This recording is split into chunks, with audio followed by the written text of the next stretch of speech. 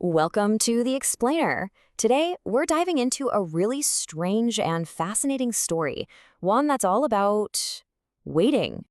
Yeah, just think about that for a second. Let's dive right in and explore a story that takes this question and really runs with it. All right, so our story kicks off with a man we only know as Kay, and he's trapped, but not just in a room with four walls. He's trapped in his own head, completely obsessed with the space around him. You could say it's a prison made of perception. So what does he do? He starts counting. Over and over again. It's this obsessive little ritual, starting with the simple facts, the four walls. It's like he has to constantly verify that his reality is, well, real. And then his eyes land on the chair. And what do you know? It has four legs. Four walls, four legs. And to him, this isn't just a coincidence. It feels significant. Kind of like the universe is whispering a little secret, a tiny piece of order in a world that otherwise makes absolutely no sense. And this right here, this quote just nails his state of mind. He's so desperate for some kind of pattern, any kind of order, that he gets stuck in this loop. First, the number four seems meaningful, then it's totally meaningless. And then the meaninglessness itself becomes meaningful.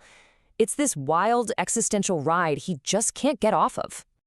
But the real heart of the mystery here, the thing his whole world revolves around, is time, or the lack of it.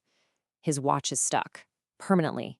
It is always 2:47, always. 13 minutes until his 3 o'clock appointment. See, he's not just trapped in a room, he's trapped in the waiting, in that moment of anticipation. So after who knows how long just sitting there, Kay finally does something. He makes a choice. It's his first real act of free will in this whole story. He just stands up and opens the door. He decides he's going to see what's out there. Okay, so he's out of the room, now we're in the corridors, and you'd think the world would open up, right?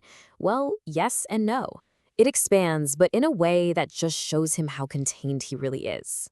Right away, he's hit with a choice. Go left or go right. But here's the thing. The paths are identical, perfect mirror images. The story is basically telling us that the destination doesn't matter at all. What matters is the choice itself. By choosing left, he becomes left K. If he'd gone right, he'd be right K. His identity is literally defined by this totally arbitrary decision. And then he finds this note in one of the rooms. Just read that. It's perfect. The appointment is not at 3 o'clock. The appointment is at 3 o'clock. It's the building's logic in a nutshell. It contradicts itself, confirms itself, and cancels itself out all at once. It says everything and absolutely nothing. And get this, he overhears this conversation. It is just, wow, a perfect little loop of bureaucratic nonsense. They have to verify, but verifying means they have to re-verify, which cancels the first verification, so they have to start all over. It's a system that does nothing but keep itself busy. It's bureaucracy for bureaucracy's sake. So Kay starts to get it. He's inside a system that's completely in love with its own rules. So he keeps going, deeper and deeper, and finally, he arrives at the appointment center. This has to be it, right? This is where he finally gets some answers. He walks in, and the place is huge. 144 chairs, all lined up in perfect rows, all empty.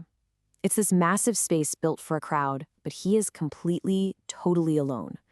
It's this giant promise of community with the reality of just isolation. And this is where the system's logic gets really, really weird. The verifications officer tells him, straight-faced, that even though he's standing right there, he's technically absent. Why? Because he doesn't have a number. All that journey, all that effort, and to the system, he doesn't even exist yet. But then something incredible happens. Kay decides to play along. He fills out a form. And by doing that, by participating in this absurd bureaucracy, he breaks the spell. He gives the system what it wants. And in return, the system allows time to move again. And suddenly, it's 2:48. His watch ticks forward for the first time. It's just 1 minute, but think about it. That's a monumental shift. It's proof, real, tangible proof that this world isn't stuck forever, that change is actually possible. So what was the big appointment all about? This exchange says it all. The officer's job was simply to verify that Kay showed up. That's it. That was the whole point. The entire purpose of the journey was the journey itself. But hold on, we're not done yet. Just when you think it's all about the bureaucracy, Kay finds out there's more. There are deeper layers to this place, like finding the source code for his reality. He finds his way down into this sort of basement of ideas. And there's a book. And this book lays it all out. It maps his whole experience, step by step, from the room where it's all about what you perceive, to the corridors where it's about choice, the building as a system, and all the way down to the bedrock, the self. And here it is, the big reveal. The book says the building isn't a prison. It's a mirror. It's just reflecting back whatever the people inside bring to it. For Kay, it's reflecting his own need for patterns, his own questions, his own patience. So in this final part of the story, after this whole inward journey, Kay makes what might be the biggest discovery of all. He realizes he's not alone in here. He actually meets other people, and they've all been on their own versions of his journey, starting from their own rooms, and each one has figured out a different piece of the puzzle. You've got the scholar who found the book, the seeker who's looking for whoever made this place, the veteran who kind of knows the rules. They've all got a piece of the map. And here's the coolest part. When they all get together, when they share what they know, their combined understanding actually changes the building. A brand new door appears, one without a number, and behind it isn't another empty room, but a comfortable shared space. It's like they've moved from being isolated prisoners to a real community. Which leaves us with this final question to chew on. If the building really is just a mirror of the self, what happens when you find other people in that reflection? Maybe the goal isn't to escape the system at all. Maybe it's about finding connection inside of it. And by finding each other, maybe you can change the reflection for everyone,